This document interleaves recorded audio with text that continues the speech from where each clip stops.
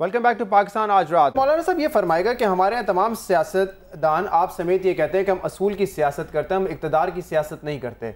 आपने हुकूमत छोड़ी, अवामी मसाइल पे नहीं छोड़ी। आपने जब हुकूमत छोड़ी तो इसलिए छोड़ी कि सवाती साहब को जो है करप्शन स्कैंडल में जो है घसीटा जा रहा था। फिर जो है अब मुत्तहिदा कौमी मूवमेंट ने अगर हुकूमत छोड़ी है तो उन्होंने इसलिए छोड़ी क्योंकि उन पर प्रेशर था कि वो एक सीट जो है पाकिस्तान पीपल्स पार्टी को दे दें। तो आप अवाम की बातें करते हैं, अवाम के मसाइल हल करने की बातें करते हैं, लेकिन हुकूमत से उसी वक्त हटते हैं जब आपकी ज़ात पे आती है, आपकी जमात पर कोई बात आ जाती है। मुश्किल बात यह है कि अवाम की सियासत हम करते हैं, अवाम से रब्ता हमारा होता है, अवाम मुहासबा हमारा हर 3 साल 4 साल 5 साल के बाद कर लेते हैं। फ़ैसले अवाम के हाथ में होते हैं, लेकिन हमारे ऊपर फतवा चलाना जो है ये फिर मीडिया का काम रह जाता है। वो हमारे मेयार का तयन करता है कि हमने उसूल की जंग लड़ी है, हमने इक़्तिदार की जंग लड़ी है। मेरे ख़्याल में हर पार्टी किसी एक मकसद को लेकर हुकूमत में शामिल होती है। अगर आप उस हमारे मुआहदे को हाईलाइट करते जिसकी बुनियाद पर हम हुकूमत में शामिल हुए, अगर आपके नोटिस में ये बात है कि हमने कितनी मरतबा प्रेस कॉन्फ्रेंसों में अल्टीमेटम्स दिए और फिर हुकूमत ने हमसे मुज़ाकरात किए, वज़ीर-ए-आज़म मेरे घर पर आए और उन्होंने अपने मामला दोबारा ठीक करने की कोशिश की। अल्टीमेटम मौलाना साहब के अवामी मसाइल कोई भी फैसले पर थे जो जिस नज़रिए पर मैं शामिल हुआ जी, जिस नज़रिए पर मैं हुकूमत में शामिल हुआ, जिस नज़रिए पर मैंने कौम से वोट लिया, जो मैंडेट मेरे पास अवाम का था, उसी को लेकर मैं हुकूमत में शामिल हुआ और उसी पर हम मुसलसल बोलते रहे हैं। लेकिन मौलाना साहब आपका नजरिया तो पूरी आवाम के सामने है, आपके वोटर्स के सामने है कि आप अमेरिका को पसंद नहीं करते, और मैं इसको बेहतर तरीके से बोलूंगा, आप अमेरिकन पॉलिसीज को पसंद नहीं करते, लेकिन फिर भी आप हुकूमत का हिस्सा बने। तो आपका नजरिया ये था कि हम जो है बतौर एक गवर्नमेंट अमेरिका का साथ नहीं देंगे, IMF से लोन नहीं लेंगे, ये भी आपका नजरिया में होना चाहिए था ना। फिर हमने ये मुतालबा किया था जिसको पार्टी ने तस्लीम कर लिया था कि जो जनरल मुशर्रफ के ज़माने में अमेरिका के साथ इत्तेहादी होने की पॉलिसी पाकिस्तान ने इख्तियार की थी, उस पॉलिसी को तब्दील किया जाएगा। चुनांचे आपने देखा कि हमारी एक मुसलसल जद्दोजहद के नतीजे में अक्टूबर 2008 में पार्लियामेंट ने एक इन कैमरा सेशन के अंदर मुत्तफ़क़ा करारदाद पास की और ये हमारी एक कामयाबी थी। फिर उसके बाद सवाल ये पैदा हुआ कि उस करारदाद पर अमल क्यों नहीं किया गया। आज तक उस पर अमल नहीं हुआ और सिर्फ हम हैं कि जो इस पर एहतजाज करते रहे और बिल आखिर हमने हुकूमत छोड़ दी। लेकिन जो लोग पीपल्स पार्टी के हमसे कहीं बढ़कर अपने आप को मुखालिफ समझते हैं, उन्होंने एक दफ़ा भी उस करारदाद पर अमल दरामद के लिए दबाव नहीं डाला। अच्छा मौलाना साहब, आप 2008 की करारदाद की तो बात कर रहे हैं। एबटाबाद ऑपरेशन के बाद भी इन कैमरा सेशन इजलास हुआ, इसमें करारदाद हुई। एबटाबाद ऑपरेशन पे बावजूद इसके कि आप भी अमेरिकन पॉलिसीज़ के ख़िलाफ़ रहे हैं और आपका वोट बैंक भी यही करार दिया जाता है, आप बहुत खामोश रहे इस तमाम तरह अरसे में। जिस वक्त ये सेशन हो रहा था, अगरचे इन कैमरा था लेकिन चंद घंटों का था, जबकि जिस करारदाद की मैं बात कर रहा हूँ वो कोई 2-3 हफ्ते तक इन कैमरा रहा और 2-3 हफ्ते के डिबेट के बाद सियासी जमातों ने आपस में बैठकर करारदाद पास की, जबकि ये चंद घंटों के इजलास था और जिसके अंदर एक करारदाद तैयार की गई जो कभी गैलरी में जाती थी, कभी हॉल में आती थी और फ़ौज के साथ मिलकर इन्होंने बनाई। तब भी चूँकि पार्लियामेंट ने उसको पास किया, हम उसका एहतराम करते हैं, लेकिन हम इसे उस 2008 की करारदाद का एक तसलसल या उसका एक ततिम्मा समझते हैं।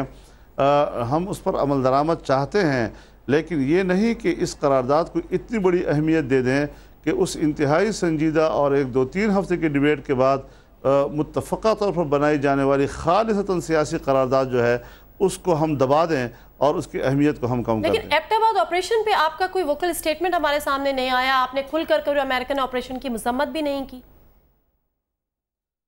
मेरे ख्याल में आप शायद पता नहीं कहाँ थे अमेरिका का ऑपरेशन पाकिस्तान में होना, मैं अफ़गानिस्तान में उसकी मुदाखलत की मुखालफत कर रहा हूँ, तो फिर पाकिस्तान में जब वो काम करेंगे तो क्या उस पर मेरा रद्द-ए-अमल नहीं आएगा। सही। मौलाना साहब ये फरमाइएगा कि ग्रेटर अपोजिशन इस वक्त ज़रूरत है मुल्क की, आपने कहा कि कोशिशें जारी हैं, सबसे बड़ी रुकावट क्या है ये ग्रेटर अपोजिशन बनने में? कोई रुकावट नहीं है, सिर्फ इसमें बड़ी अपोजिशन जो क़यादत कर रही है उसकी संजीदगी और उसकी तवज्जो की ज़रूरत, यानी कि नून लीग। अच्छा, अब मैं थोड़ा सा पहले जाऊंगा। आप लीडर ऑफ द ऑपोजिशन थे जब MMA की हुकूमत थी।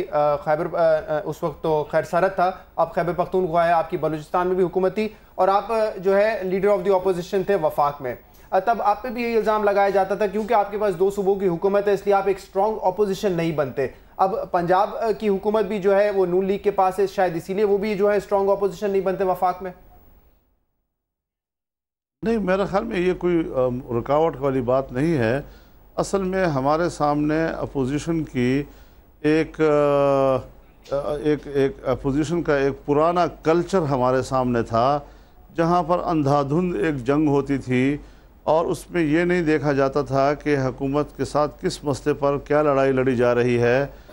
हमने एक नया कल्चर ज़रूर मुतारफ़ कराया कि अपोजिशन का मकसद बेहंगम लड़ाई नहीं होती, बल्कि हुकूमत की पॉलिसियों पर नज़र रखना होता है। लेकिन जहाँ उसे नज़र आता है कि हुकूमत का फैसला गलत है, जैसी आइन को 70वीं तरमीम जैसी तरमीम को आप पास करा दें, ये भी तो नहीं होता ना अपोजिशन का मतलब। नहीं, लेकिन वो भी एक मुज़ाकरात के नतीजे में हुआ था और फिर उसकी तलाफ़ी भी हो गई, 18वीं तरमीम भी आ गई, लेकिन किसी और ने भी कोई तीर नहीं मारा था। उस वक्त सब लोग इत्तिफाक़ राय के साथ वो सारा मामला चलता रहा था। अब कुछ लोग पाकीज़ा होकर कह रहे हैं जी हमने तो मुखालफत की थी। मैं जानता हूँ कि असल हक़ाइक़ क्या है, लेकिन अब जब 18वीं तरमीम आ गई है तो ये भी तो हमने ही कराई है।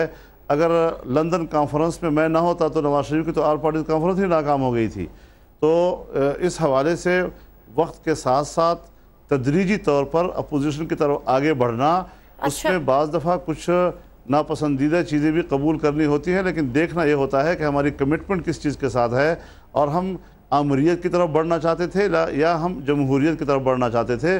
तो वो तलाफ़ी 18वीं तरमीम के ज़रिए चूँकि अब हो चुकी है, लिहाजा अब उन बातों को जब जहाँ जिस पर जिम्मेदारी होती है उसने अपनी जिम्मेदारी निभानी होती है। अच्छा मौलाना साहब, अपनी जिम्मेदारी सब निभाएंगे, लेकिन मुझे एक सवाल आपसे ये जानना है कि अब सोचा है कि इस दफ़ा वोट डाल ही दिया जाए, लेकिन कुछ बताएंगे कब तक जाना होगा वोट डालने के लिए?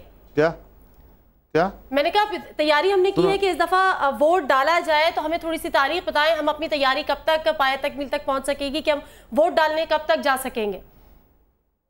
हाँ, 1.5 साल के बाद जाना पड़ेगा। मतलब 1.5 साल और इंतजार तो करना पड़ेगा। अब इतने जब 4 साल इंतजार किया है तो 1.5 साल और कर ले, क्या फर्क पड़ेगा? मिड टर्म इलेक्शन का कोई चांस नजर ही नहीं आता, कुछ नहीं करेंगे आप लोग? अगर हो जाता है हमें तो हर वक्त कबूल है, जिस वक्त इलेक्शन होगा। लेकिन ये हमारा सदर साहब ने तो ये भी कहा था कि नून लीग चाहती है सेनेट के इलेक्शन से पहले जो है वो जनरल इलेक्शंस हो जाएं। इसकी भी कोई उम्मीद नहीं नजर आती आपको?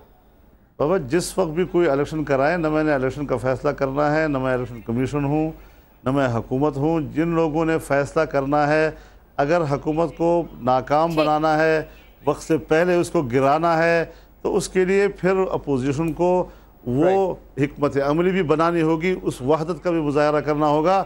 इस तरह ज़बानी ख्वाहिशात तो नहीं पूरे होते दुनिया में, यार लोग सियासत में ख्वाहिश पूरे करें, बल्कि जो हासिल करना है उसके लिए उसके मुताबिक स्ट्रेटजी बनानी पड़ेगी। मौलाना साहब बहुत बहुत शुक्रिया वक्त निकालने के लिए CNBC पाकिस्तान के लिए। Thank you very much for joining us. जी नाज़रीन, हम बात कर रहे थे मौलाना फजल रहमान से, JUIF के अमीर, और उनका कहना था कि अपोजिशन में सबसे बड़ा रोल प्ले करना है मुस्लिम लीग नून ने, क्योंकि उनकी जमात सबसे बड़ी है वफाक में। तो ये ज़रूरी है कि वो दिलचस्पी का इजहार करें, वो संजीदा हों, और तभी जो है अपोजिशन जमातें जो है वो मुत्तहद हो सकेंगी। नाज़रीन, एक ब्रेक के बाद हम मुस्लिम लीग नून का भी मौक़िफ़ लेंगे कि क्या रोल प्ले वो करेंगे MQM के हुकूमत से निकलने के बाद। क्या वो तमाम अपोजिशन जमातों को मुत्तहद कर पाएंगे या नहीं, आफ्टर दिस शॉर्ट ब्रेक।